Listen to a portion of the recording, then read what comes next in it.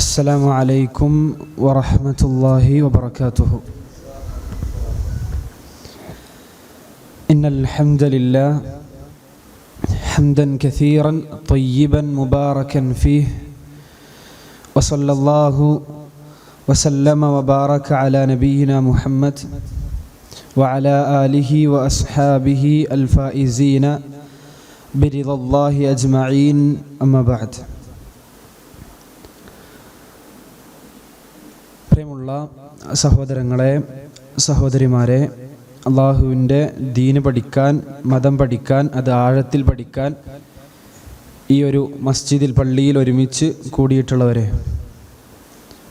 രഹസ്യത്തിലും പരസ്യത്തിലും അള്ളാഹു സുബ്ഹാനഹു വ തആലയെ സൂക്ഷിക്കണേ എന്ന് ആമുഖമായി സ്വന്തത്തെ മറക്കാതെ എല്ലാവരെയും ഓർമ്മപ്പെടുത്തുകയാണ്.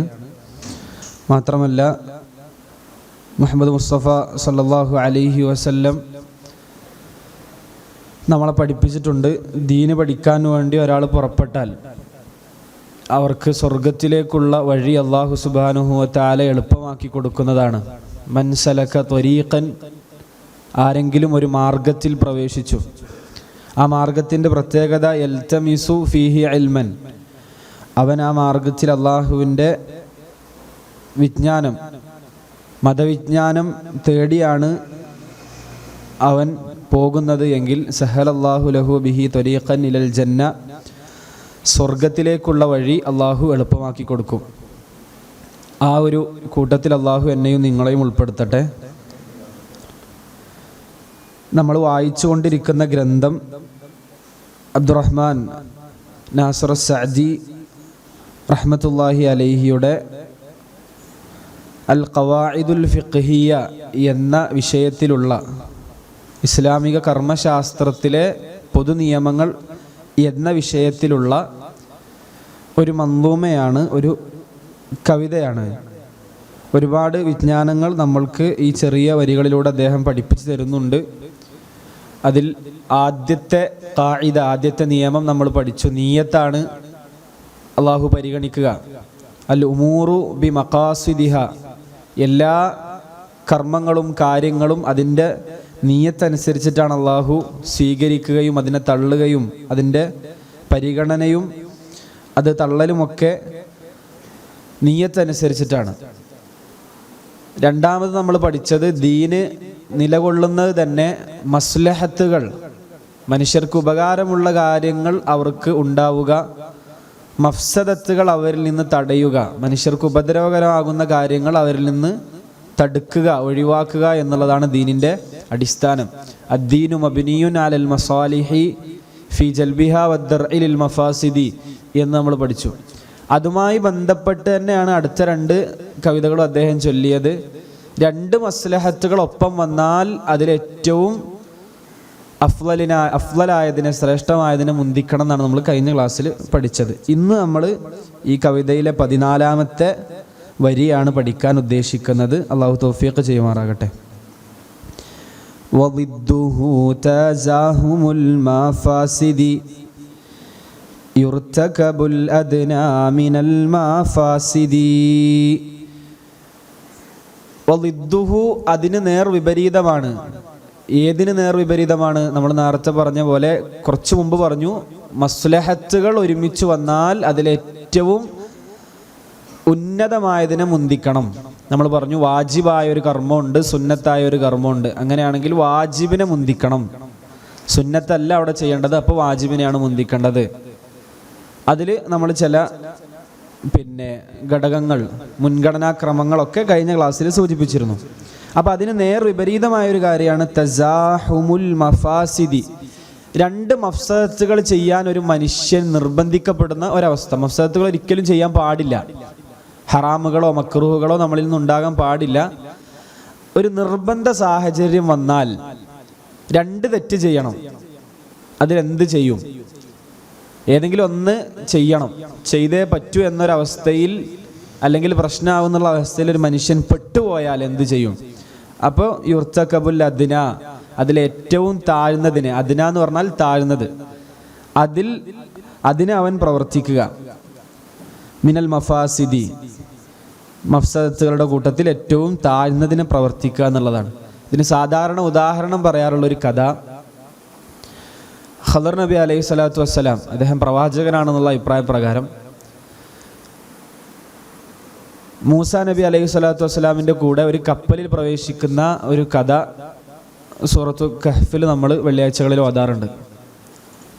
അപ്പോൾ ആദ്യം കപ്പലിൽ കയറുമ്പോൾ ഖദർ നബി അലൈഹി സ്വലാത്തു വസ്സലാം കപ്പലിന് ഓട്ടം ഉണ്ടാക്കുന്നുണ്ട്, കപ്പലിന് ചെറിയ കേട് വരുത്തുന്നുണ്ട്.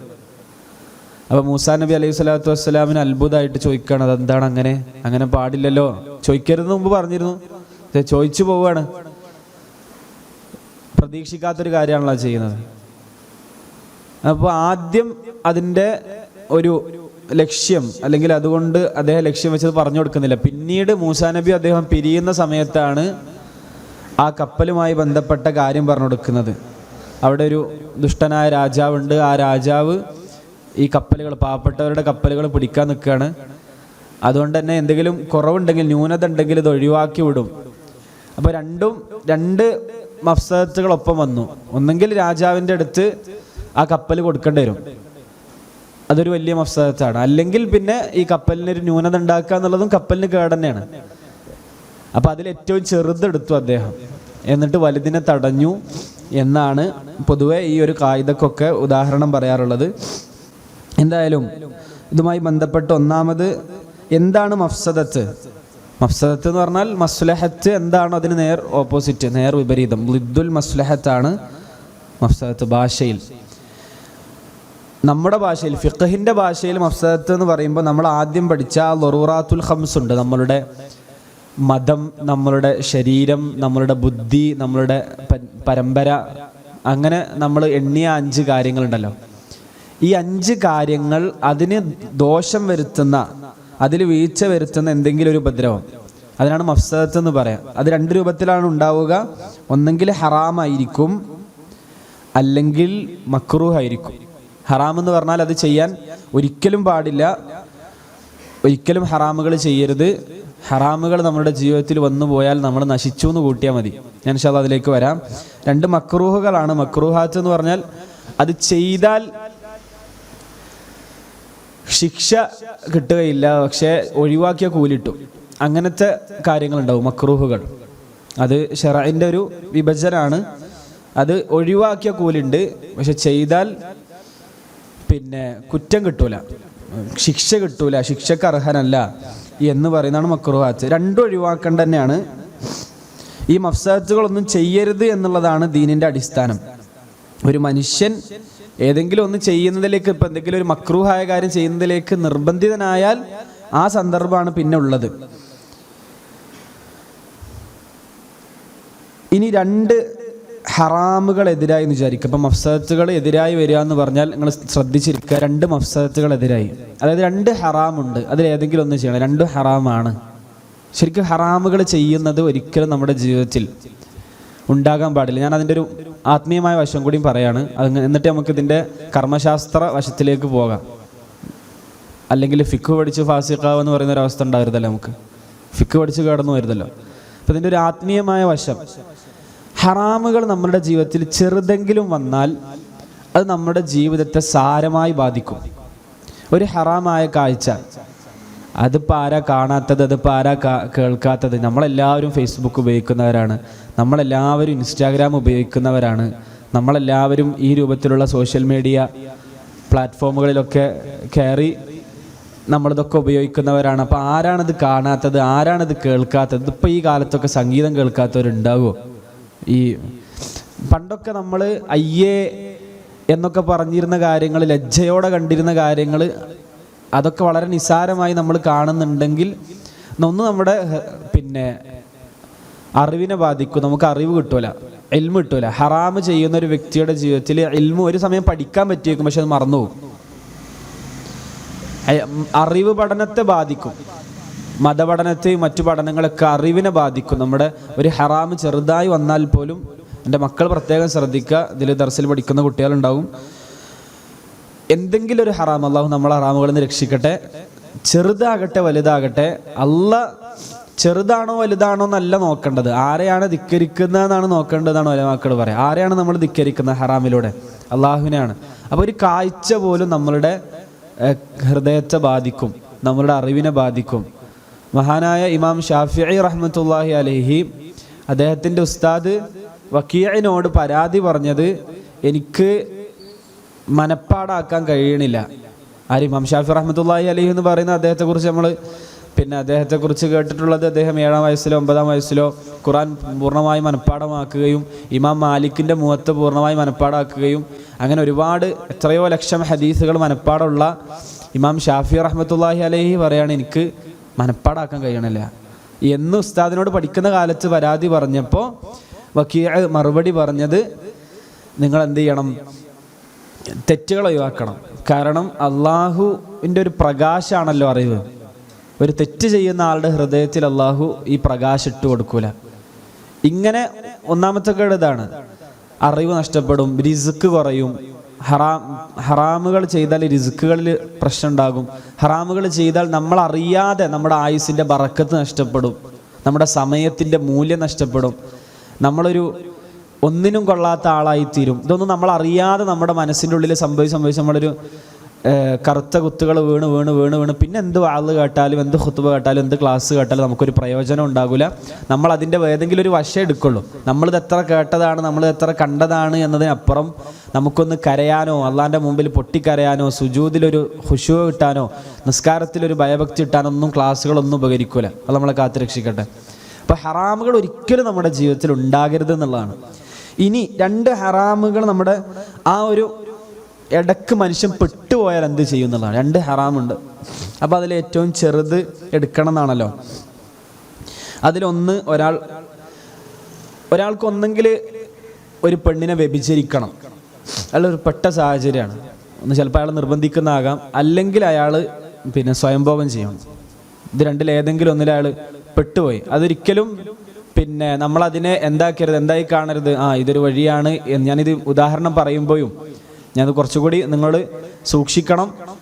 നമ്മൾ പെട്ടുപോവുക എന്ന് പറഞ്ഞാൽ അത്രയും വലിയ സാഹചര്യം ആയിരിക്കണം. ഒന്നെങ്കിൽ നമ്മൾ നിർബന്ധിപ്പിക്കുകയാണ് ഇതിലേതെങ്കിലും ഒന്നൊക്കെ ചെയ്യാൻ, അല്ലെങ്കിൽ ആ രൂപത്തിൽ, അല്ലെങ്കിൽ ഈ സ്വയംഭോഗം ചെയ്തില്ല, അല്ലെങ്കിൽ പെണ്ണിനെ വ്യഭിചരിക്കുക, അത് രണ്ടിലേതെങ്കിലും ഒന്ന് ചെയ്യണം എന്നൊരവസ്ഥയിലേക്ക് മനുഷ്യൻ പെട്ടുപോയ സ്വാഭാവികമായിട്ടും സ്വയംഭോഗം ചെയ്യുക എന്നുള്ളതിലേക്ക് മനുഷ്യൻ തിരിയേണ്ടത്. 2 ഹറാം തന്നെയാണ്, 2 കുറ്റം കിട്ടുന്ന പരിപാടി തന്നെയാണ്. പക്ഷേ അങ്ങനെ പെട്ടുപോയാൽ ഏറ്റവും ചെറുതെടുക്കുക എന്നതിന് ഒരു ഉദാഹരണം പറഞ്ഞു എന്ന് മാത്രം. കാരണം അത് മറ്റുള്ളവരിലേക്ക് വിട്ടുകിടക്കുന്നില്ല. ഒരു സ്ത്രീ വ്യഭിചരിക്കുമ്പോൾ ആ സ്ത്രീയിലേക്ക് അത് വിട്ടുകിടക്കുന്നുണ്ട്. നമ്മൾ ചെയ്യുമ്പോൾ നമുക്ക് മാത്രമേ എന്തുണ്ടാവുള്ളൂ, സ്വയംഭോഗത്തിൽ ആ ലൊറ ഉണ്ടാവുള്ളൂ. എന്തായാലും സ്വയംഭോഗം ഹറാമാണ്, സിനയും ഹറാമാണ്. ഏറ്റവും വലിയ ഹറാം ഏതാണെന്ന് വെച്ചാൽ മറ്റുള്ളവരിലേക്ക് കൂടി വിട്ട് കിടക്കുന്നത് കൊണ്ട് വ്യഭിചാരമാണ്. ഇന്ന് നമ്മൾ ആ ഒരു വ്യഭിചാരത്തെക്കുറിച്ച്, ലൈംഗികപരമായ സൂക്ഷ്മതയെക്കുറിച്ച് പറയേണ്ട ഒരു കാലമാണ്. അത് പ്രത്യേകിച്ച് നമ്മളെല്ലാവരും ഈ മതത്തിൻ്റെ ദീനിൻ്റെ ആളുകളായി നടക്കുന്ന, അല്ലെങ്കിൽ നമ്മൾ പള്ളിയിലൊക്കെ വരുന്ന നമുക്ക് ആ ഒരു വിഷയത്തിലുള്ള സൂക്ഷ്മത, ഒരു മനുഷ്യനെ തെറ്റിക്കാൻ ഏറ്റവും വലിയ ഒരു ഫിത്തനയാണ് സ്ത്രീകളുടെ ഫിത്തന എന്ന് പറഞ്ഞാൽ. ആ ലൈംഗികപരമായുള്ള അപജയങ്ങളും ന്യൂനതകളും അല്ലാഹു നമ്മളെ കാത്തുരക്ഷിക്കട്ടെ. വിവാഹം കഴിച്ചവർക്ക് അതിൽ തൃപ്തിപ്പെടാനും കഴിക്കാത്തവർക്ക് എത്രയും പെട്ടെന്ന് ആ രൂപത്തിലുള്ള ഒരു തട സ്വീകരിക്കാനും അല്ലാഹു തൗഫീഖ് നൽകട്ടെ. അപ്പോൾ അത് നമ്മൾ വളരെ സൂക്ഷ്മതയോടെ കാണണം. പ്രത്യേകിച്ച് ഈ സോഷ്യൽ മീഡിയ കാണുന്നത്, നമ്മൾ എന്തൊക്കെയാണ് കാണുന്നത്, എന്തൊക്കെയാണ് കേൾക്കുന്നത് പോലും നമുക്കില്ല. നമ്മുടെ മനസ്സ്, ഖൽബ് അല്ലാഹു പെട്ടെന്ന് മാറ്റും. മനുഷ്യന്മാരുടെ ഹൃദയങ്ങൾ അള്ളാഹുവിൻ്റെ വിരലുകൾക്കിടയിലാണെന്നും അത് അള്ളാഹു ഉദ്ദേശിക്കുന്ന രൂപത്തിൽ അവന് മാറ്റുമെന്നും അള്ളാഹു പഠിപ്പിച്ചിട്ടുണ്ട്, റസൂലുള്ളാഹി പഠിപ്പിച്ചിട്ടുണ്ട് സല്ലല്ലാഹു അലൈഹി വസല്ലം. നബി പ്രാർത്ഥിക്കാൻ പറഞ്ഞിട്ടുണ്ട്, എന്ത്, അല്ലാഹുമ്മ യാ മുഖല്ലിബൽ ഖുലൂബ് സബ്ബിത് ഖൽബി, അല്ലെങ്കിൽ ഖുലൂബന അലാ ദീനിക്. അള്ളാഹു എൻ്റെ ഹൃദയത്തെ, അല്ലെങ്കിൽ ഞങ്ങളുടെ ഹൃദയങ്ങളെ നീ നിൻ്റെ ദീനെ ഉറപ്പിച്ച് നിർത്തണേ. അപ്പോൾ സ്വഹാബത്ത് ചോദിക്കുന്നു, റസൂലേ ഞങ്ങളുടെ വിഷയത്തിലാണ് നിങ്ങൾ പേടിക്കണത് എന്ന് ചോദിക്കുമ്പോൾ, അതെ അങ്ങനെ തന്നെയാണ്, നിങ്ങളുടെ വിഷയത്തിലും പേടിയുണ്ട്. സ്വഹാബത്തിനോടാണല്ലോ ഈ പറയുന്നത്. അപ്പോൾ നമ്മൾ ആ പ്രാർത്ഥന പതിവാക്കണം. എന്തായാലും ഈ രൂപത്തിലാണ് ഒന്നുള്ളത്. പിന്നെ 2 മക്രൂഹുകൾ പരസ്പരം എതിരായി വന്നാൽ എന്ത് ചെയ്യണം എന്നുള്ളതാണ്. 2 മക്രൂഹുകൾ എതിരായി വന്നാൽ എന്ത് ചെയ്യണം, അതായത് 2 മക്രൂഹാണ്. അപ്പം അതിൽ ഏറ്റവും ചെറുതെടുക്കുക എന്നുള്ളതാണ്. ഇപ്പോൾ ഒരു മനുഷ്യൻ കല്യാണം കഴിച്ചു, ഒരു ഉദാഹരണം പറയാം. ഒരു മനുഷ്യൻ കല്യാണം കഴിച്ചു, ആ സ്ത്രീ അത്ര പോരാ എന്ന് പറഞ്ഞാൽ ഒരു മോശപ്പെട്ട സ്വഭാവമുള്ള സ്ത്രീയാണ്. അള്ളാഹു നമ്മളെ ഭാര്യമാരെ നല്ല സ്വഭാവമുള്ളവരാക്കട്ടെ, നമ്മളെയും അള്ളാഹു ഏറ്റവും നല്ല ഖുലുഖുള്ളവരാക്കട്ടെ. 2 അങ്ങോട്ടും ഇങ്ങോട്ടും വേണമല്ലോ. ഒരു സൂഉൽ ഇശ്റ ആ സ്ത്രീയുടെ ഭാഗത്തു നിന്നുണ്ട് എന്ന് പറഞ്ഞാൽ ഭയങ്കരമായ ബുദ്ധിമുട്ടുണ്ട് ആ സ്ത്രീയെ കൊണ്ട്. ആ സ്ത്രീ ഇടപെടുന്നത് തന്നെ ഭയങ്കരമായ ബുദ്ധിമുട്ടാണ് നമുക്കുണ്ടാക്കുന്നത്. ആ രൂപത്തിലുള്ളൊരു സ്ത്രീയാണ്. എന്നാൽ മക്കളുണ്ട്, ആ സ്ത്രീയിൽ നമുക്ക് മക്കളുണ്ട്. അപ്പോൾ ഒന്നെങ്കിൽ നമുക്ക് ആ സ്ത്രീയെ നമ്മൾ നിലനിർത്തുക എന്നുള്ളത് നമ്മളെ സംബന്ധിച്ചിടത്തോളം ഒരു മഫ്സദത്ത് തന്നെയാണ്. എന്ന് പറഞ്ഞാൽ നമുക്ക് സൂഉൽ ഇശ്റ ഉണ്ട്, നമ്മളോട് വളരെ മോശമായിട്ടാണ് പെരുമാറുന്നത്, നമുക്കൊരു മഫ്സദത്ത് തന്നെയാണ്. പക്ഷെ നമ്മൾ ആ സ്ത്രീയെ ഒഴിവാക്കുകയാണെങ്കിൽ അതിനേക്കാൾ വലിയൊരു ലൊറർ അവിടെ വരാണ്ട് മക്കൾക്ക് ഉപദ്രവം ഉണ്ടാകും. എന്ന് പറഞ്ഞാൽ മക്കൾക്ക് പിന്നെ നോക്കാൻ ആളുണ്ടാകില്ല, ആ ഒരു അവസ്ഥയിലേക്ക് മക്കൾ ചെല്ലും. അങ്ങനെയാണെങ്കിൽ നമ്മൾ എന്തിനാണ് മുന്തിക്കേണ്ടത്? നമ്മൾ ആ സ്ത്രീയെ ഏറ്റവും ചെറുത് ആ സ്ത്രീ അവിടെ തന്നെ നിലനിർത്തുക എന്നുള്ളതാണ് നമ്മൾ ചെയ്യേണ്ടത് എന്ന് അദ്ദേഹം പഠിപ്പിക്കുന്നുണ്ട് ഈ കിതാബ് രചിച്ച ആൾ. അപ്പോൾ അങ്ങനെ മക്രൂഹുകൾ, 2 മക്രൂഹുകൾ വന്നാൽ പിന്നെ സ്വാഭാവികമായിട്ടും ഏറ്റവും ചെറിയ മക്രൂഹിലേക്ക്, 2 മക്രൂഹാണ് പിന്നെ ചെയ്യൽ, 2 മക്രൂഹാണല്ലോ, 2ഉം അല്ലാഹു സുബ്ഹാനഹു വ തആല നമ്മളെ നിരുത്സാഹപ്പെടുത്തിയ കാര്യങ്ങളാണ്. അപ്പോൾ അതിൽ ഏറ്റവും ചെറുതെടുക്കുക. ഇനി മൂന്നാമത് നമ്മൾ മസ്ലഹത്തിൻ്റെ കാര്യം പറഞ്ഞ പോലെ തന്നെ വാജിബും സുന്നത്തും എതിരായി വന്ന വാജിബ് എടുക്കുക എന്ന് പറഞ്ഞ പോലെ തന്നെ ഒരു ഹറാമ് മക്രൂഹും വന്ന സ്വാഭാവികമായിട്ട് എന്തിനാ എടുക്കുക? മക്രൂഹ് തന്നെയാണ് നമ്മൾ ചെയ്യുക. അതിൽ ഇപ്പോൾ ഉദാഹരണം, ഒരാൾ മരിക്കാൻ കിടക്കുകയാണ്, നമ്മൾ പറഞ്ഞിട്ടുണ്ട്. അങ്ങനെ ആ ഒരു അവസ്ഥയിൽ ഒരാൾക്കൊരു പന്നിമാംസം ഉണ്ട് തൊട്ടടുത്ത്, അപ്പം അത് കഴിക്കാമെന്നാണല്ലോ, അത് വയറ് നിറച്ച് കഴിക്കാമെന്നല്ല, ജീവൻ നിലനിർത്താവുന്ന രൂപത്തിൽ കഴിക്കാമെന്നാണല്ലോ. അവിടെ ഒരു ഉള്ളി കഴിക്കൽ മക്രൂഹ് ആണല്ലോ. എന്ന് പറഞ്ഞാൽ നമ്മൾ വായ്നാറ്റം ഉണ്ടാക്കുന്ന രൂപത്തിൽ ആ ഉള്ളിയുണ്ട്. അപ്പം എന്താ ചെയ്യുക? ആളെ ഉള്ളി എടുത്ത് കഴിക്കാണല്ലോ ചെയ്യേണ്ടത്, കാരണം അത് മക്രൂഹേ ഉള്ളൂ, ഇതെന്താണ്? ഹറാമാണ് എന്നുള്ളത് കൊണ്ട്. അപ്പം ഇതാണ് പൊതുവെ ഇതുമായി ബന്ധപ്പെട്ട് സൂചിപ്പിക്കാനുള്ളത്. പിന്നെ ഇതിൽ അടുത്തൊന്നുള്ളത്, അതായത് നമുക്കൊരു നന്മ ചെയ്യണമെങ്കിൽ ഒരു തിന്മയിലൂടെ കടന്നു പോയേ പറ്റൂ, ഒരു തിന്മ ഒഴിവാക്കണമെങ്കിൽ ഒരു നന്മ ഒഴിവാക്കിയേ പറ്റൂ. അങ്ങനത്തെ ഒരു സാഹചര്യമൊക്കെ ഉണ്ടാവണം. അങ്ങനത്തെ വ്യത്യസ്ത സാഹചര്യങ്ങൾ ഞാൻ അധികം അത് വിശദീകരിക്കുന്നില്ല. പിന്നെ അപ്പം അതിൽ ഏറ്റവും നമ്മളിപ്പോൾ ഇത് ചെയ്യുകയാണെങ്കിൽ ഒരുപാട് ലൊറർ അപ്പുറത്തുണ്ടാവുമെങ്കിൽ അത് ഒഴിവാക്കണം. ഒരുപാട് കേടുകൾ അപ്പുറത്തുണ്ടാവുകയാണെങ്കിൽ എന്തായാലും അങ്ങനത്തെ നന്മ ഒഴിവാക്കിയിട്ടാണെങ്കിലും വേണ്ടില്ല, തിന്മ ഉണ്ടാകരുതെന്നാണ് ശറഅ് പറയുന്നത്. നന്മ ഒഴിവാക്കിയാലും വേണ്ടില്ല, എന്തുണ്ടാകണം? ഞാനത് ആ ഭാഗം അധികം പിന്നെ പറയുന്നത് എന്താണെന്ന് ചോദിച്ചാൽ, ഒരു നന്മയും തിന്മയും ഒരേ അവസ്ഥയിൽ നിൽക്കുന്നൊരു സാഹചര്യം ഉണ്ടോയെന്ന് ചോദിച്ചാൽ അങ്ങനെ ഉണ്ടെങ്കിൽ പിന്നെ എന്തായാലും നമ്മൾ ഒഴിവാക്കേണ്ടത് എന്ത് തിന്മ ഒഴിവാക്കുക. അതിലിപ്പോൾ നന്മ ഒഴിവായി പോകുമെന്ന് വിചാരിക്കുക, നന്മ ഒഴിവായി പോകും, എന്നാലും കുഴപ്പമില്ല, തിന്മ ഒഴിവാക്കുന്നതിനാണ് ഇതിന് മുന്തിക്കുക. തിന്മ അവിടെ ഉണ്ടാകാൻ പാടില്ല എന്നുള്ളതിനെയാണ് ശറഅ് മുന്തിക്കുന്നത്. അങ്ങനെ ഒരുപാട് ഉദാഹരണങ്ങളുണ്ട്. അപ്പോൾ ഏറ്റവും റാജിഹായത് പരിഗണിക്കുക എന്നുള്ളതാണ്. ഇപ്പം ഞാനിത് ചെയ്താൽ അവിടെ മസ്ലഹത്തായിരിക്കും അധികം ഉണ്ടാവുക, മഫ്സദത്തായിരിക്കും അധികം ഉണ്ടാവുക എന്നൊരു മനുഷ്യൻ പരിശോധിക്കണം. ഇപ്പം ദീനിൽ ആരായിരിക്കും അത് പരിശോധിക്കേണ്ടത്? ഫുഖഹാക്കൾ പരിശോധിച്ചിട്ടാണ് ഫത്വ കൊടുക്കുക. അപ്പോൾ ഇവനിപ്പോൾ ഇങ്ങനെ ഫത്വ കൊടുത്തത്, അതുകൊണ്ടാണ് ഓരോ നാടനുസരിച്ച് ചിലപ്പോൾ എന്ത് മാറും, ഫത്വകൾ ഒരു ചോദ്യത്തിന് തന്നെ വ്യത്യസ്തമായ ഫത്വകൾ വരാനുള്ള കാരണം ആ നാട്ടിലെ മഫ്സദത്തും ആ നാട്ടിലെ മസ്ലഹത്തും ഒക്കെ പരിഗണിച്ചിട്ട് പണ്ഡിതന്മാർ ഹുക്മ് പറയും, ഫത്വ പറയും. അപ്പോൾ നമ്മൾ അത് ദീനോടുള്ള കളിയല്ല, ദീന് കൃത്യമായി സൂക്ഷ്മത കൊണ്ട് അറിഞ്ഞുകൊണ്ടാണ് അവർ ചെയ്യണത്. നമ്മൾ പറയുമ്പോൾ പേടിക്കും വേണം. ചിലപ്പോൾ നമ്മൾ കണ്ടതാവില്ല മസ്ലഹത്ത്, നമ്മൾ കാണാത്തതായിരിക്കും കുറേ മഫ്സദത്തുകൾ അപ്പുറത്ത് ഉണ്ടാകും. നമ്മൾ ദീന് ശരിക്ക് പഠിച്ച് പണ്ഡിതന്മാരെ ചോദിച്ചിട്ട് വേണം നമ്മളത് ചെയ്യാൻ. അപ്പോൾ ഞാൻ അത്ര മാത്രമാണ് ആ ഭാഗത്ത് നമ്മൾ സൂചിപ്പിക്കുന്നത് എന്നുള്ളതാണ്. ഇപ്പോൾ വേറൊരു ഉദാഹരണം, ഒരു മനുഷ്യൻ കള്ളുകൊണ്ട് ചികിത്സിക്കുക എന്നുള്ളൊരു സാഹചര്യം അയാൾക്കൊന്ന്, കള്ള് ചികിത്സയായിട്ട് മദ്യം അല്ലെങ്കിൽ ഖംറ് അവിടെ ഉണ്ടെന്ന് വിചാരിക്കുക. അതിലൊരു മസ്ലഹത്ത് ഉണ്ടാവില്ല, ചികിത്സിച്ച് രോഗം ശിഫയാവുന്നുള്ളത്. പക്ഷേ അതിനേക്കാൾ വലിയൊരു മഫ്സദത്ത് അപ്പുറത്ത് വരുന്നുണ്ട്. അയാൾ ലഹരി പോലുള്ളതിലേക്ക് എത്തുന്ന ഒരു മഫ്സദത്ത് അവിടെ വരുന്നുണ്ടെങ്കിൽ അവിടെ ഓൻ ആ ഹസനത്ത് ഒഴിവാക്കുകയാണ് ചെയ്യേണ്ടത് എന്ന് അദ്ദേഹം ഉദാഹരണം കൊടുക്കുന്നുണ്ട്. പിന്നെ റസൂലുള്ളാഹി സ്വല്ലല്ലാഹു അലൈഹി വസല്ലമ ഖൈബറിലെ ഈന്തപ്പനകൾ കരിച്ചതൊക്കെ ഇതിന് ഉദാഹരണമായിട്ട് പറയുന്നുണ്ട്. പക്ഷികൾക്ക് വറുണ്ടെങ്കിൽ അവിടെ വേറൊരു ദീനിയായ മസ്ലഹത്ത് അവിടെ ഉണ്ട്. അങ്ങനെ ഒരുപാട്. അപ്പോൾ ശറഇൽ എന്തുണ്ടെങ്കിലും സഹോദരന്മാരെ നമ്മളൊന്ന് ചിന്തിച്ചാൽ അള്ളാഹുവിൻ്റെ ദീൻ, അള്ളാഹു ഹക്കീമാണെന്ന് നമ്മൾ ഓതലുണ്ടല്ലോ ഖുറാനിലെ, ഇന്നല്ലാഹു ഹക്കീം. ആ അള്ളാഹ് ഹിക്മത്തുള്ളവനാണ് നമുക്കത് ബോധ്യപ്പെടും. അള്ളാഹുവിൻ്റെ ദീന് ശരിക്ക് പഠിച്ചാൽ ഇതൊന്നും അള്ളാഹു സുബ്ഹാനഹു വ തആല വെറുതെ പറഞ്ഞതല്ല. ഏതുപോലെ സൃഷ്ടിപ്പിന്റെ വിഷയത്തിൽ അങ്ങനെ തന്നെയാണ്. സുബ്ഹാനക, നമ്മൾ രാവിലെ ഓതുന്നത്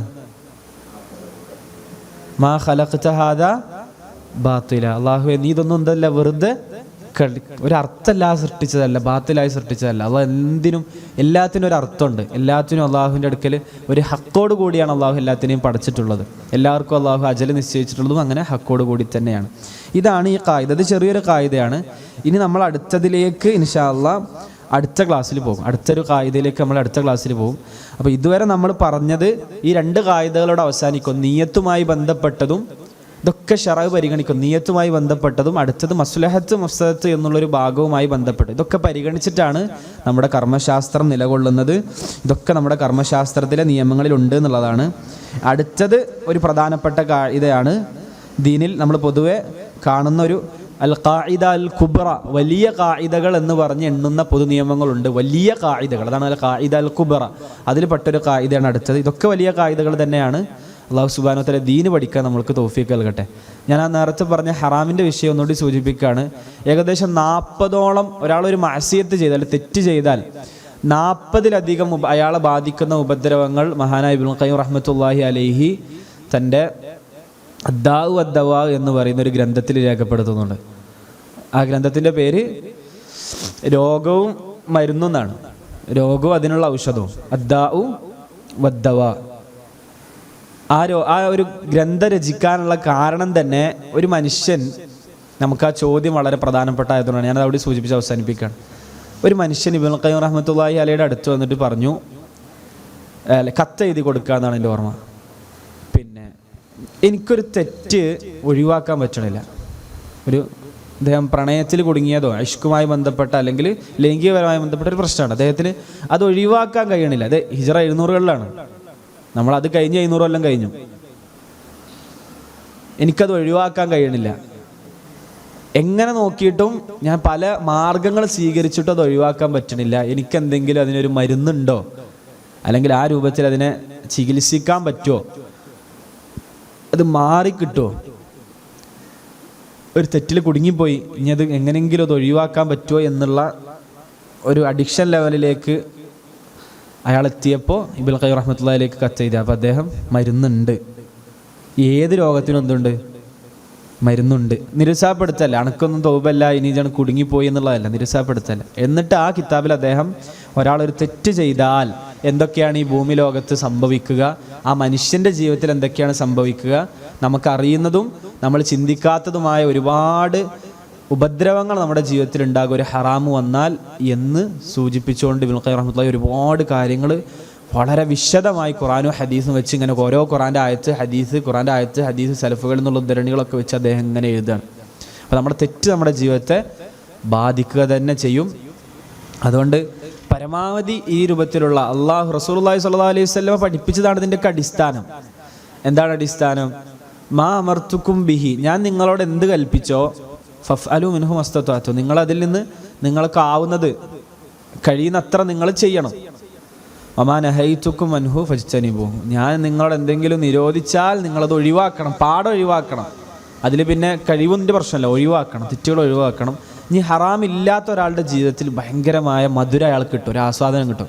ഒരാൾ ഇന്ന് രാവിലെ എഴുന്നേറ്റ് തൊട്ട് രാത്രി കിടക്കുന്നത് വരെ ഒരാൾ ഒരു ഹറാമും ഇല്ലാതെ അള്ളാഹ് ഇഷ്ടപ്പെടാത്തൊരു കാര്യത്തിലും കാണാതെ കേൾക്കാതെയാണ് നമ്മുടെ കണ്ണ് കടന്നുപോയത്, നമ്മുടെ കാതുകൾ കടന്നുപോയത്, നമ്മുടെ അവയവങ്ങൾ കടന്നുപോയത് എങ്കിൽ വല്ലാത്തൊരാശ്വാസമായിരിക്കും അയാളുടെ ജീവിതത്തിൽ ഉണ്ടാകുക. അത് തുടർത്താനും നമുക്ക് കഴിയണം. ഒരു ദിവസം നന്നാവുക, രണ്ടാമത്തെ ദിവസം കേടുവരിക, അങ്ങനെയല്ല. നമുക്ക് ഹറാമുകളില്ലാത്തൊരു ജീവിതം തുടർത്താൻ കഴിയണം. അള്ളാഹ് നമുക്ക് തൗഫീഖ് നൽകി അനുഗ്രഹിക്കുമാറാകട്ടെ. എന്തായാലും നമ്മുടെ ജീവിതം അള്ളാഹു സുബ്ഹാനഹു വ തആല തന്ന വലിയൊരു നിഅമത്താണ്. ആ നിഅമത്തിനെ അള്ളാഹിൻ്റെ മാർഗ്ഗത്തിൽ ഉപയോഗിക്കുക. നമ്മുടെ കൈ, നമ്മുടെ കാല്, നമ്മുടെ കണ്ണ്, നമ്മുടെ ഗുഹ്യാവയവം, നമ്മുടെ എല്ലാ അവയവങ്ങളും അള്ളാഹുവിൻ്റെ വലിയ അനുഗ്രഹങ്ങളാണ്. ആ അനുഗ്രഹങ്ങളെ മുഴുവൻ നന്ദി കാണിക്കേണ്ടത് അള്ളാഹിൻ്റെ മാർഗ്ഗത്തിൽ ഉപയോഗപ്പെടുത്തിക്കൊണ്ടാണ്. ഇത് കർമ്മശാസ്ത്രപരമായ പൊതു നിയമങ്ങൾ പഠിപ്പിച്ചു എന്നാണ്. അള്ളാഹു സുബ്ഹാനഹു വ തആല ഇതുപോലെ ദീന് ആഴത്തിൽ പഠിക്കാനും, ഇത് കഴിഞ്ഞിട്ട് നമുക്ക് ഇതിൻ്റെ വിശദമായ പഠനങ്ങൾ വരുന്നുണ്ട്, എന്തായാലും ഇത് ആഴത്തിൽ പഠിക്കാനും ദീനിൽ ബസീറത്തോടുകൂടി ഉൾക്കാഴ്ചയോടുകൂടി അള്ളാഹുവിനെ ഇബാദത്ത് എടുക്കാനും എന്നെയും നിങ്ങളെയും അള്ളാഹു സുബ്ഹാനഹു വ തആല അനുഗ്രഹിക്കുമാറാകട്ടെ. ഹദാ വല്ലാഹു അലം വസ്തഗ്ഫിറുല്ലാഹ ലി വലക്കും വലിസായിരിൽ മുസ്ലിമീന മിൻ കുല്ലി ദം ഫസ്തഗ്ഫിറു ഇന്നഹു അൽ ഗഫൂറുർ റഹീം. വസല്ലല്ലാഹു അലാ നബീന മുഹമ്മദ്.